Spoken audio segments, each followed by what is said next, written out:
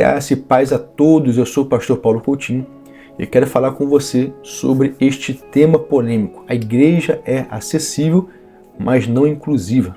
É uma frase que eu uso para poder mostrar que há uma distinção nessas duas coisas. Por exemplo, o que é você incluir? O que é algo ser inclusivo? Vamos ver no dicionário de português.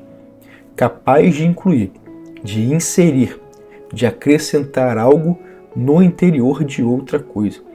Então, quando as pessoas falam assim, não, a igreja tem que ser inclusiva, são pessoas que estão inserindo num suposto cristianismo e num suposto evangelho, pessoas que não querem se comprometer com o evangelho.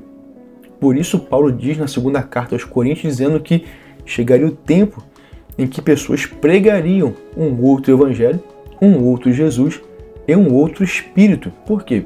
Porque para que você seja incluído no corpo de Cristo espiritual pelo Espírito Santo, você precisa se adequar ao Evangelho e não o Evangelho se adequar a você. Então a igreja ela é acessível, mas não inclusiva. Quer ver onde é que Jesus fala isso? Marcos 16:15. Vão pelo mundo todo e preguem o Evangelho a todas as pessoas.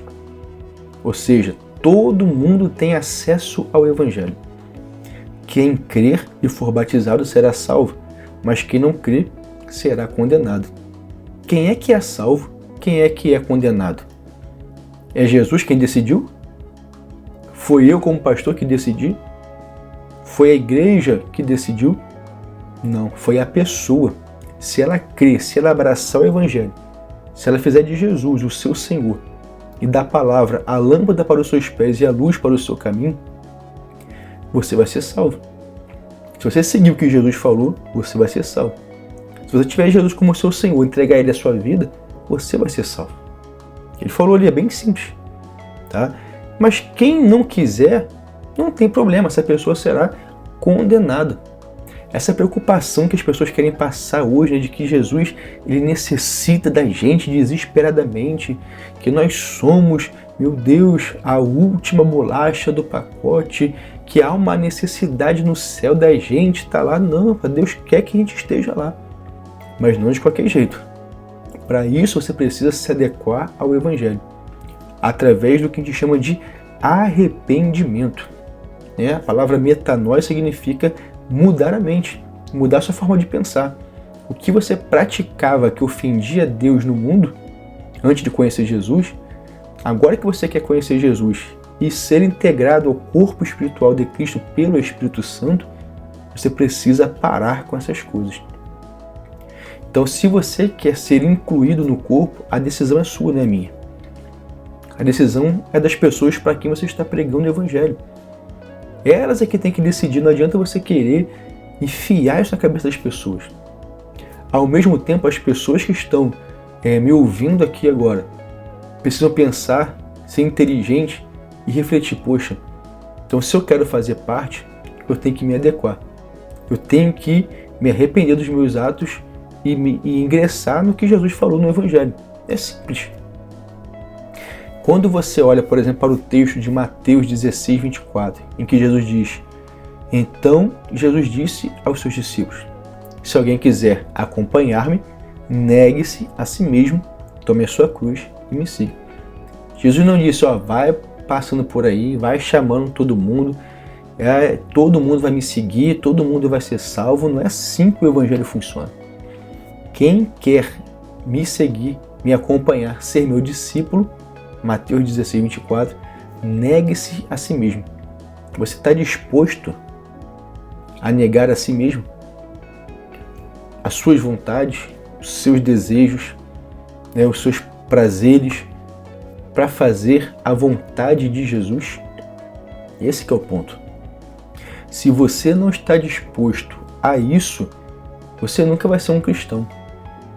Eu nunca vou ser um cristão se eu não estiver disposto a abandonar as minhas vontades, as minhas práticas que ofendem a Deus, para poder seguir a Ele.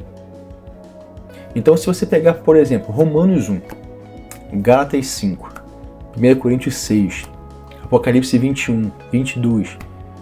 Se você pegar todos esses capítulos que eu falei, cada um deles ali tem um pouco da lista de coisas que são ofensivas a Deus.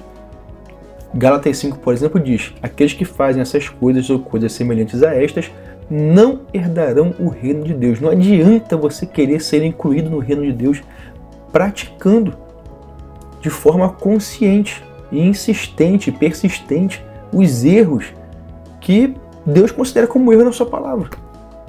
Você precisa abandonar isso. Pastor Paulo, então Deus quer alguém perfeito? Deus não está olhando para alguém perfeito. Deus está procurando pessoas arrependidas. Pessoas dispostas a dizer: Deus, eu não quero mais ser assim. Eu não quero mais seguir essa vida que eu tenho vivido porque está ofendendo o Senhor. Está ofendendo o teu espírito. Eu não quero isso. Eu me arrependo dos meus atos, eu não vou fazer mais. Eu vou lutar contra isso até eu conseguir vencer, porque o Senhor vai me dar essa vitória. É isso. Isso é evangelho. É você lutar contra a sua vontade para fazer a vontade daquele que te chamou das trevas para a sua maravilhosa luz. E por fim, eu quero citar o texto de 1 Coríntios capítulo 5, onde está acontecendo ali um problema gravíssimo, do versículo 9 ao 13. Diz assim a palavra do Senhor: já lhes disse por carta que vocês não devem associar-se com pessoas imorais. Com isso, não me refiro aos imorais deste mundo, nem aos avarentos, aos ladrões ou aos idólatras. Se assim fosse, vocês precisariam sair desse mundo.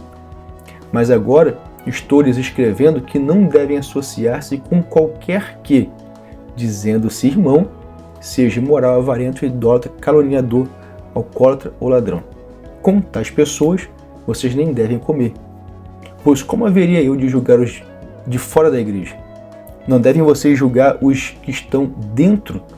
Deus julgará os de fora. Expulsem esse perverso do meio de vocês. Estava acontecendo uma imoralidade ali na igreja, que a igreja, ao invés de tratar essa pessoa, falar: cara, se você está dizendo que você é cristão, você não pode praticar isso. Porque eu acabei de explicar, Paulo explica em Coríntios capítulo 5.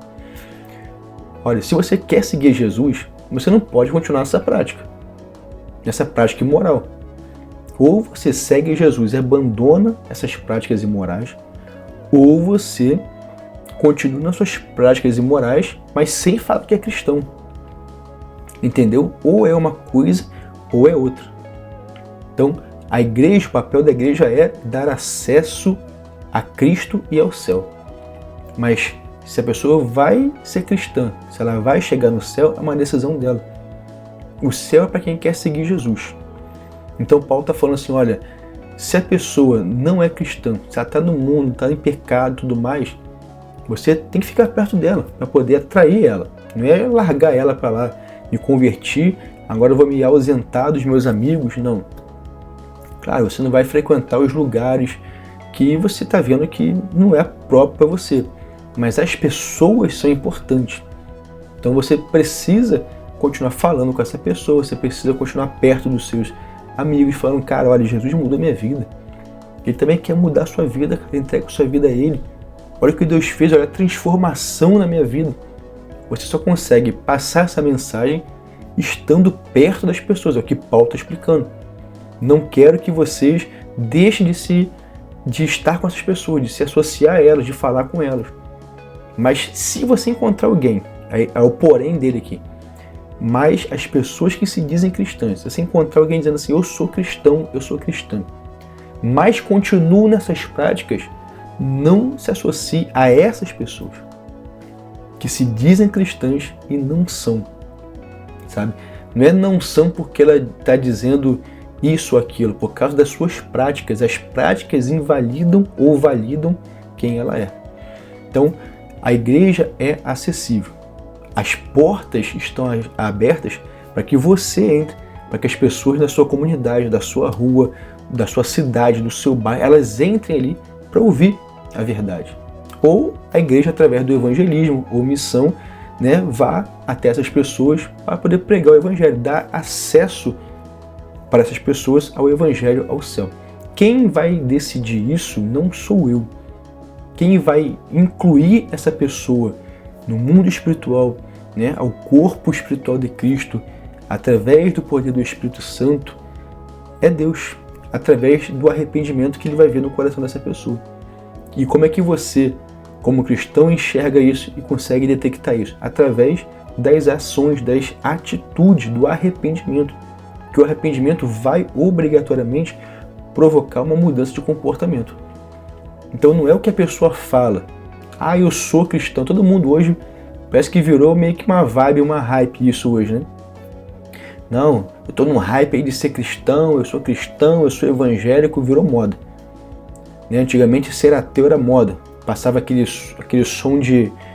Aquela coisa de ser intelectual, né? Eu sou ateu, sou agnóstico, que não sei o que. Hoje é ser evangélico, eu sou cristão. Mas isso para Deus não cola. Então as suas ações vão, de fato, te incluir ou te excluir daquela comunidade, né, de cristãos ali. Não da igreja, você sempre vai ter acesso à igreja. Você quer entrar ali, ouvir a palavra de Deus? Sempre você vai ter acesso.